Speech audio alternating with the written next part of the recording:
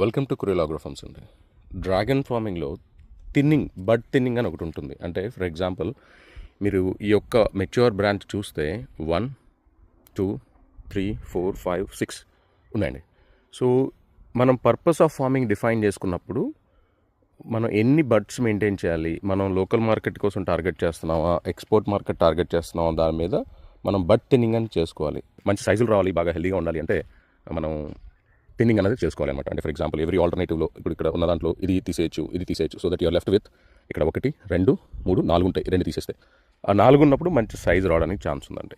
At the same time ఇలా branches అన్నాయి చూసారా, ఎంత మెచ్యూర్డ్గా రగడ్గా స్ట్రాంగ్గా ఉన్నాయో అప్పుడు మీకు ఖచ్చితంగా బాగా ఎక్కువ నెంబర్ ఆఫ్ బడ్స్ రావడానికి దగ్గరగా ఎక్కువ బడ్స్ రావడానికి ఛాన్స్ ఉంటుంది. వచ్చిన బడ్స్ అన్నీ కూడా మంచి సైజెస్ రావడానికి ఛాన్స్ ఉంటుంది.